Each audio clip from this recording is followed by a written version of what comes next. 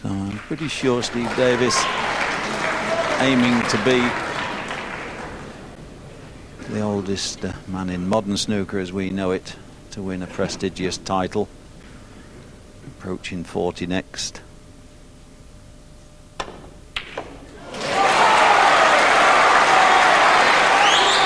Well, we said this young man had some bottle. What a shot was that?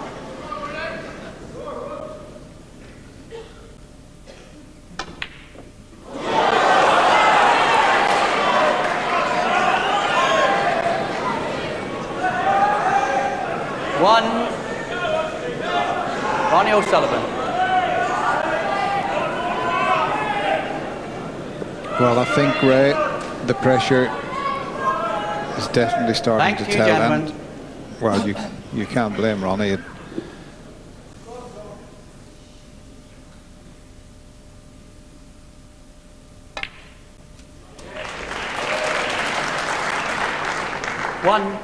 Now the black went up the other end of the table, and Ronnie missed it off its spot.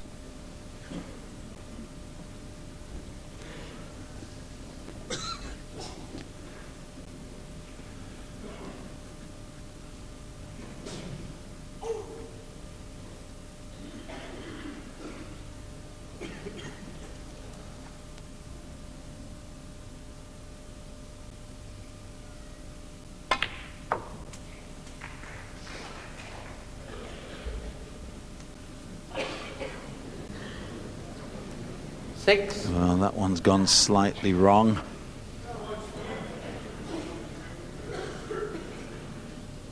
But we talk about Steve enjoying it, and I'm pretty sure he is this evening, but I think he's found it as difficult the last 2 years playing for pride as much as for money and ranking points. He desperately wants to prove he can match the modern players, and he's doing so this evening.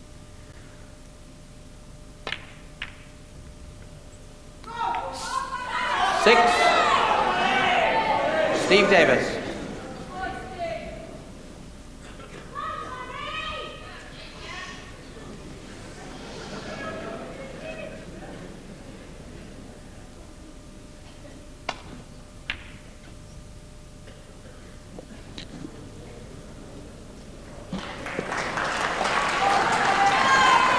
Well, a round of applause, but Ronnie's pushed a red over the corner pocket.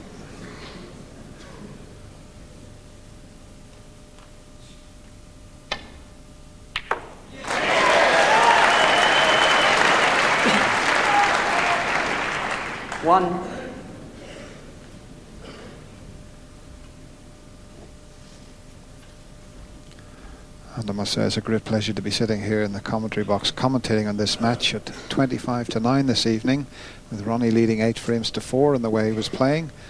I would have expected to have been just the other side of Birmingham on the M1, but as it is, what a seat. Got the best seat in the house here.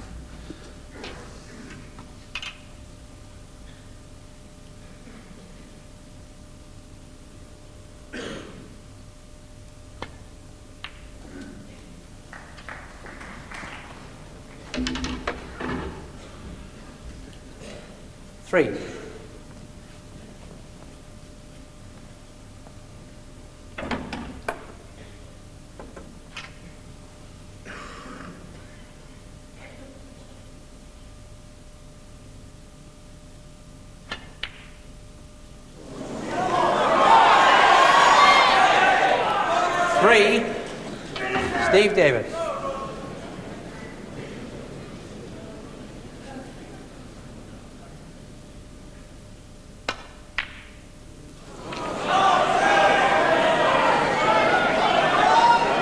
Well, whatever was Ronnie thinking of there?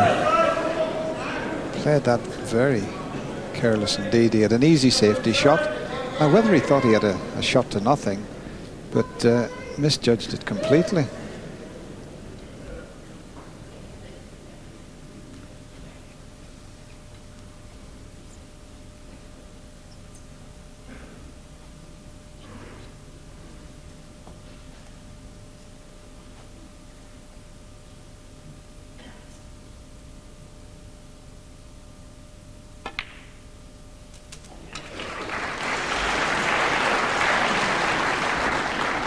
1.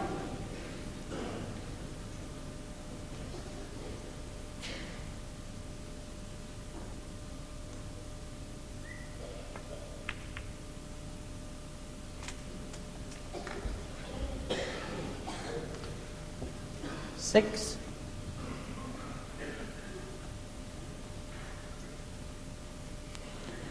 Well, he's got a bit to do with the cue ball now.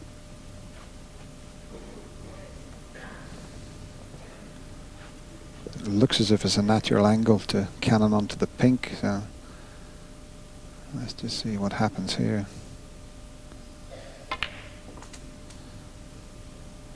Oh, what a nudge he's had there. Steve can't believe his good fortune there, but he must capitalize on it. He was trying to find a gap through the reds. That little flick has put him perfectly on the blue.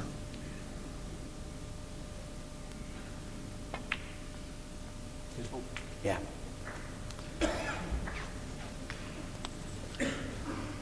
I think Ronnie O'Sullivan, perhaps after that opening session that we keep mentioning, those first 4 frames this evening, wonderful stuff, but I think you could excuse him for thinking maybe that he was going to win this evening. Steve Davis hadn't produced the quality of snooker to combat that kind of stuff, but the turnaround is quite remarkable.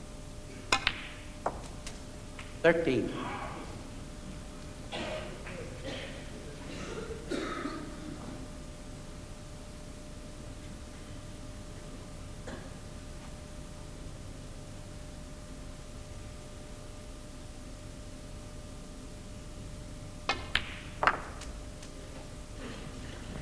But compared with earlier rounds in this tournament, Steve has played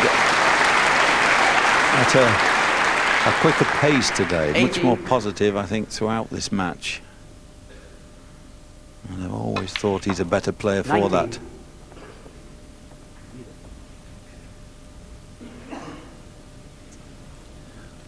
Well, that might just be a little bit of a lifeline for Ronnie O'Sullivan. It looks as if he's absolutely straight on the blue.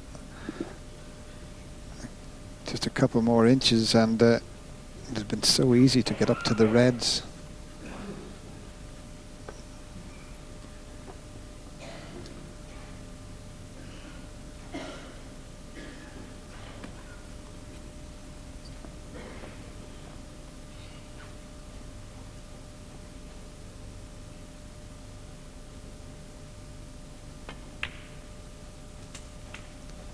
And there's still one available. You've got the 3 reds there, close together near the pink spot. The one to the right of that is available, and I think he can avoid the cannon onto the other red.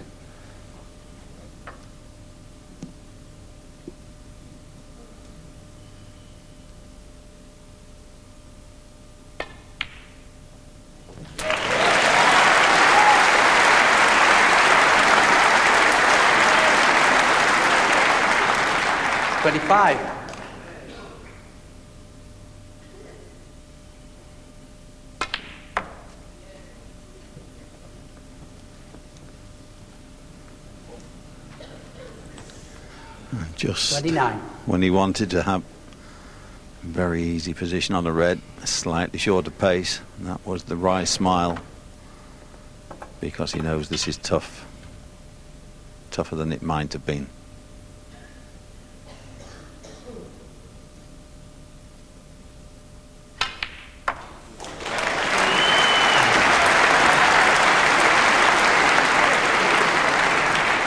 But the fact that he is smiling to himself when he does run slightly out of position means that although he's very, very tense out there, he's relaxed enough to be enjoying what he's doing.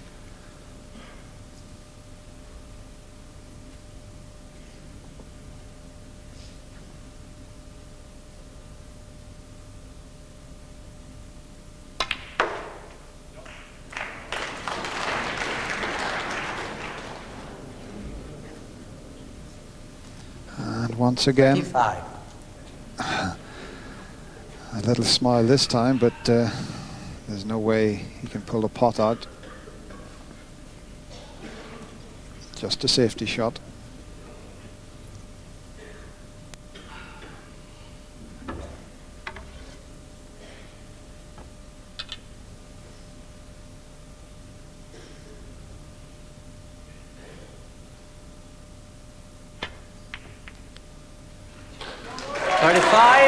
Steve Davis.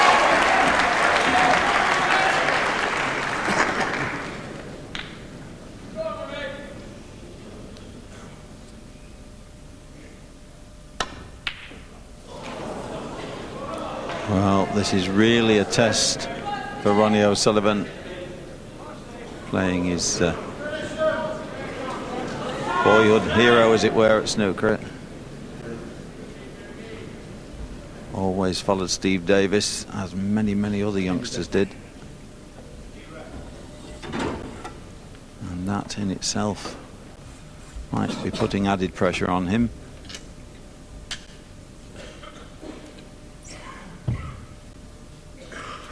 Yes, and he doesn't want to look at the moment. And I think eventually when he does look, he'll probably find the cue ball in behind the brown.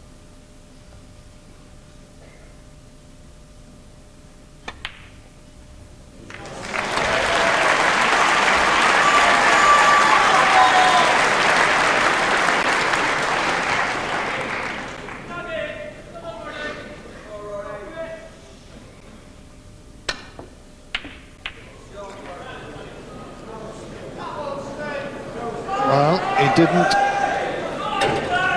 try to work out if he could nestle onto a red. It was a very difficult situation, and he just played to get out of the snooker and hoped for the best.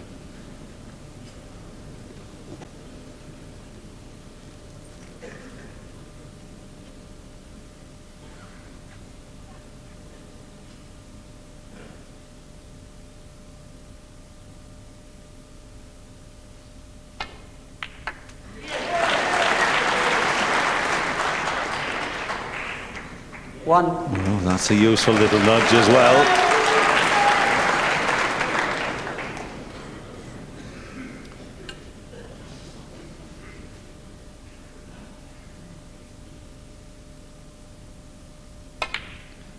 Yeah, Steve's had a very good run of the balls in the last couple of frames, but the way he has played here, he certainly deserves it. 6.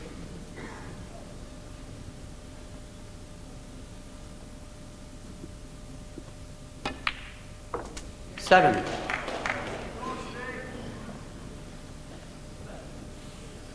The brown would put him 54 in front, so he would only need another red to leave Ronnie wanting a snooker, but he's not ideally placed on the brown, just to pot it and leave the red on that's next to the green.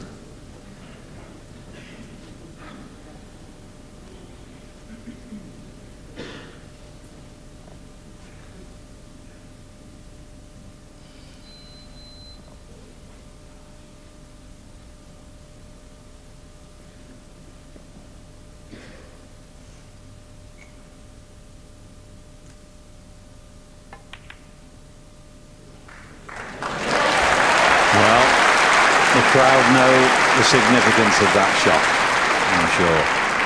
11. Yeah. Just this red for, well, a marvellous victory.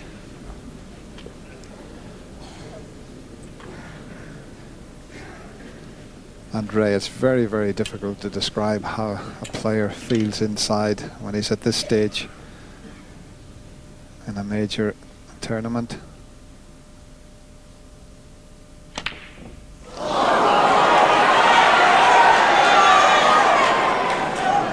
11, Steve Davis. Well, he's potted some marvellous balls under pressure.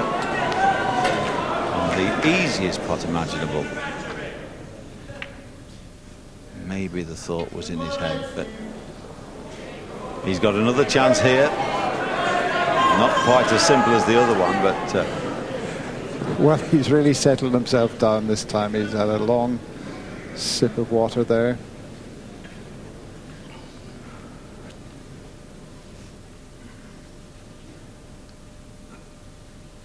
Steadies himself.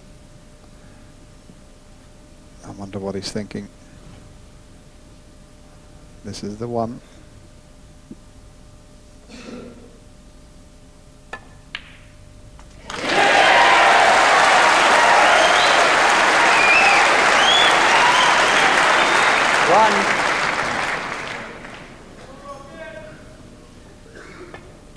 So Steve Davis, who's had a very hard time 6. to produce his best over the last 2 years, has produced it at the right time on his home patch in London. 7. Beats maybe one of the most promising players and most natural, gifted players that we've ever seen. And we've seen a final which has been magnificent from start to finish. 13. And Steve Davis is going to take home a cheque of £135,000 plus £15,000. And a mighty, mighty roar from the crowd. They're on their feet to applaud this credit to the game, one of the best ambassadors we've ever had. And I assure you there'll be no man more pleased in the world than Steve Davis and his father Bill tonight. What a wonderful, wonderful finish. Steve Davis takes the 1997 Benson Hedges Masters title by 10 frames to 8.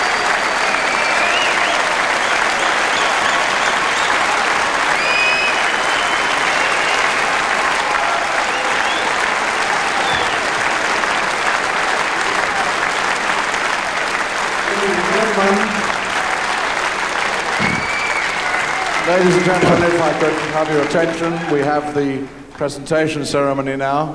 So I would like you please to welcome our presentation party, the Sales and Marketing Director of Benson & Hedges, Mr. Nigel Northridge, the Tournament Director, Mr. Jim Elkins, accompanied by the Benson & Hedges hostesses.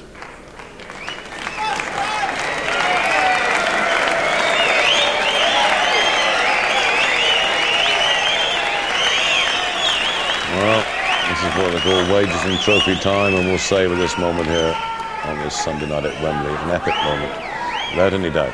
Ladies and gentlemen, if I could have your attention for just a moment, please. Before the usual presentations, we have a very special presentation to make, because we've seen a wonderful evening snooker involving 2 supremely talented players, but there is a third person involved. And as always, he's given him an impeccable display of refereeing on his last appearance before retiring.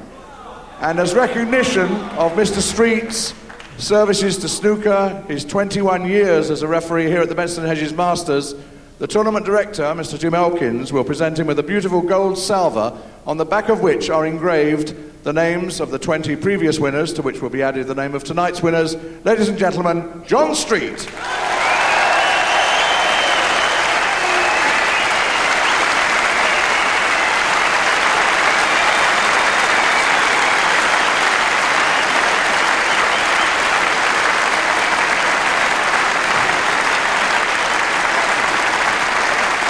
John Street, I can tell you, had no knowledge of that whatsoever. What services to snooker he's given. What a finish for him. And the first of our presentations, as always, is the high break prize, for which the player gets a £15,000 cheque and a Benson & Hedges gold medal. The high break, 130, Steve Davis.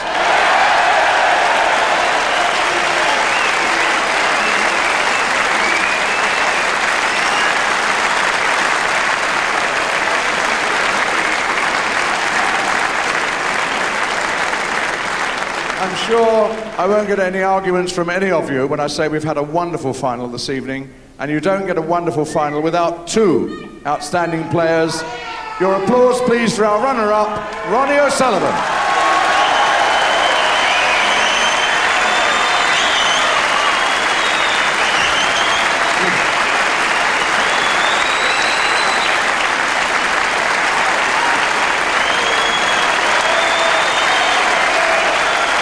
£70,000, third final. For Ronnie, a cheque for £70,000 and a magnum of champagne. For the winner, a cheque for £135,000, a Jeroboam of champagne, this magnificent trophy, the 1997 Benson & Hedges Master, Steve Davis.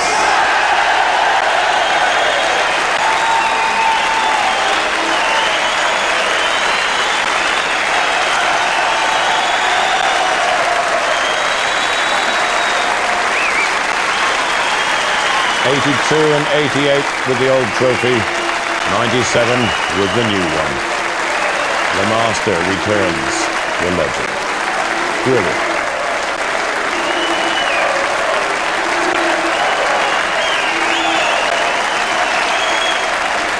And ladies and gentlemen, I'm sure you'd like to hear a few words. Well, I don't know if he was in tears there. There were smiles on his face throughout. You know, I honestly believe, John Virgo, that he enjoyed that more than any match he's ever played in. I mean, he was out there, he was back, just pure enjoyment for him. Yeah, I think it was. I think Dennis said that. Of all the trophies he's won, I think he will savour that most of all.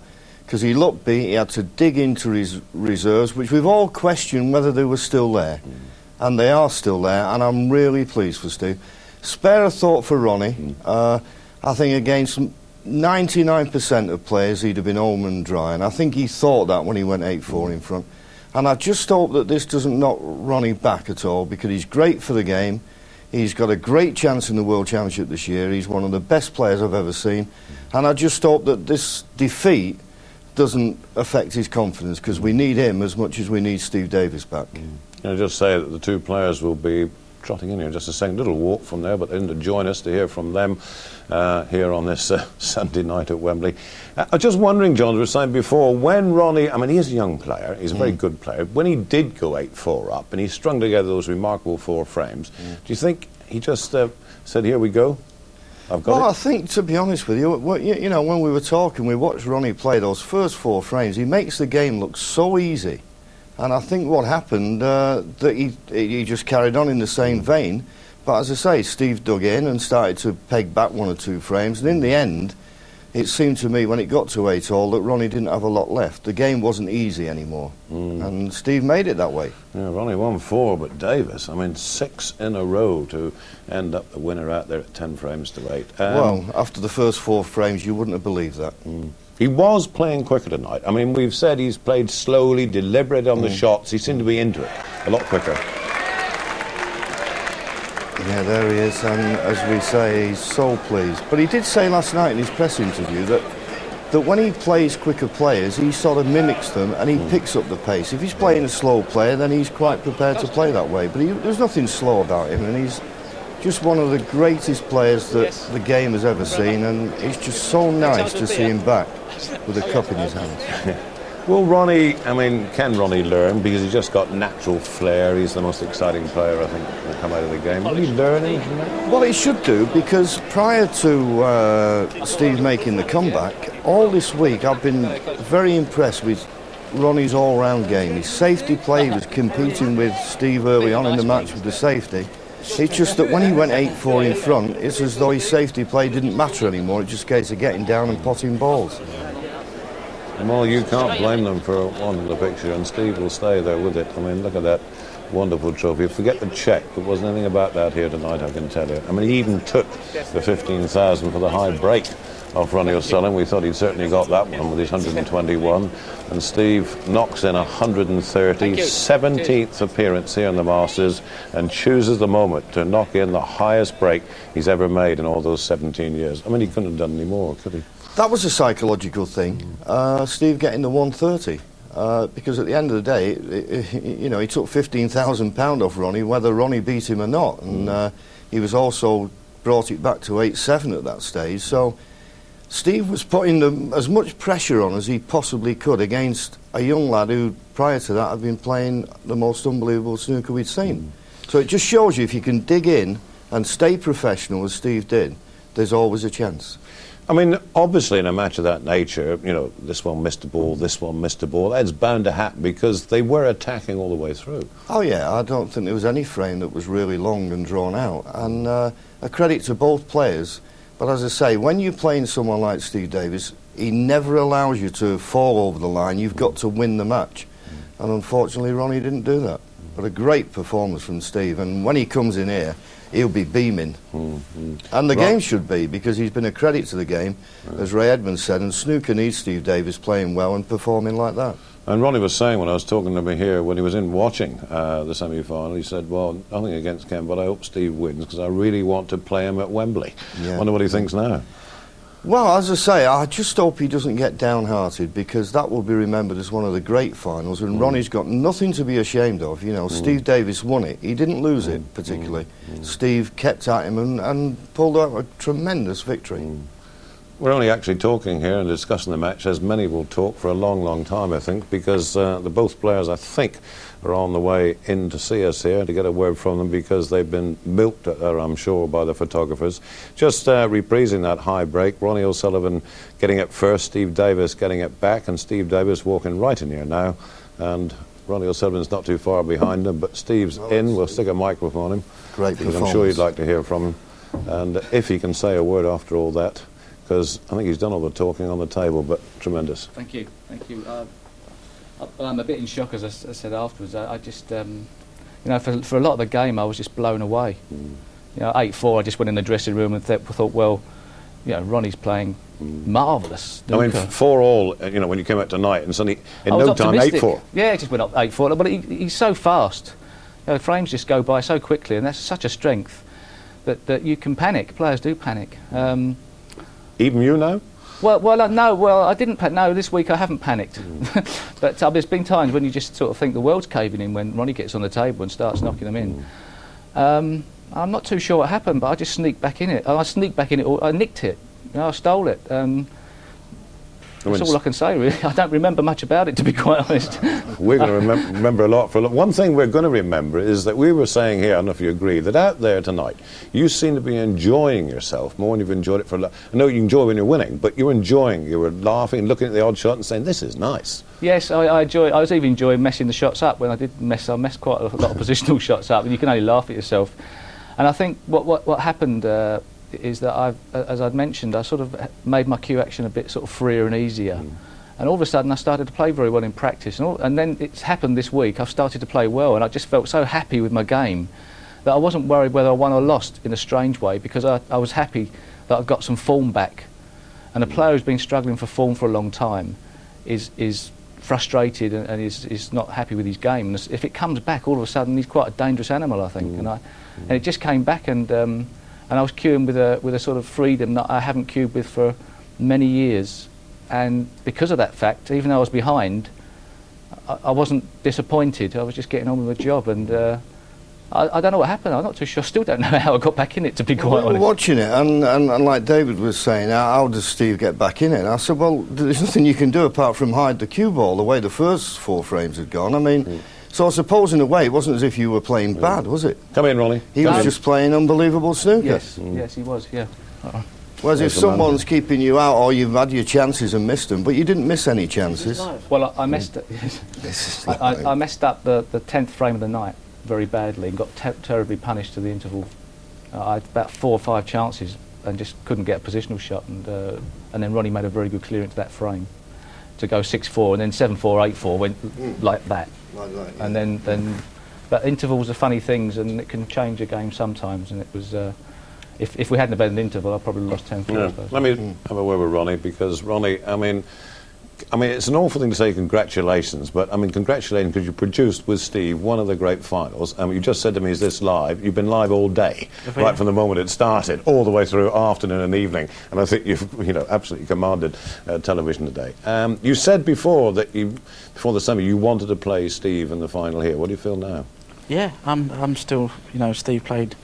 I was 8-4 up, and to be honest with you, I thought it was in the bag. But he played some really good snooker afterwards, and his safety was, he weren't just getting me on a bulk cushion. He was, putting the balls in situations where I couldn't get back to bulk, and maybe I lost my head. And yeah, I was wondering, because those 4 frames you played at the start of this evening, some of the best snooker I think you've ever played. I mean, you were really flying, weren't you? Yeah, there was just, the pocket seemed big at the time, and the game was easy, but. He stuck in there, and he, made me, I was under pressure a lot of the time. You said just then you might have lost your head. I mean, did you? When it was you'd won those 4 on the trot, did you begin to think, I'm there, I can see the flag? I had a couple of chances at 8-all. I missed the red with the rest, and he kept dishing up, but he looked like dishing up. Whereas earlier on today, you could see he was struggling a little bit, and that's where maybe I should have took my advantage. But I think I can tell when someone starts to cue well, and he didn't look like missing. From about 8-5, he looked really comfortable, and I think, he'd probably say that himself. He's actually just said he can't realise how he won. He can't remember how he won. So how did he beat you? Yeah, he played better snooker on the night. Did play well. Very big night for you. I know you've lost, but I mean a tremendous night for you. We'll remember this one for a long while, won't you? Yeah, I enjoy playing the matches, you know, and you know, I'm pleased for Steve to win a tournament, because if anyone deserves to win a tournament, I think it's Steve. And you know, even though I got beat, I'm so pleased for him, because you know what he's done in the game, and you know he still loves it and he sticks in there, and you know he's won one again, and probably start winning another few now. I think we'll all second that, Ronnie, won't we? Yeah, I mean, like, what an ambassador for the game and what he's done for the game. You know, you can't begrudge someone like Stephen winning a tournament. You're not too worried he took the 15,000 off you for the highest prize? Yeah, that was rubbing it in, done wasn't it? 15,000 quid off me. Sure. Well, Steve, I mean, you said when you were talking to me, I think yesterday or the day before, that, you know, whatever happened here, you wanted to go on playing for a long, long time. I mean, now you're really back, and... Well, a week's a long time in sort of snooker form sometimes, you know. A player's form can turn around quite quickly. It doesn't mean to say, you know, next time you go out on the table, the next guy you play doesn't just blast you off. That's how snooker is now. But when you get the chance to get your teeth into a tournament, you know, these days you've got to try and take it, and that makes it even more difficult. But it sets me up a little bit better for the rest of the season. Yeah, in your head now, you know you can do it. Yes, yeah, it does make a difference. Yeah. Gentlemen, thank you. Tremendous entertainment here tonight at Wembley. Thank you both very much indeed. Well, Well, hope you've enjoyed it as much as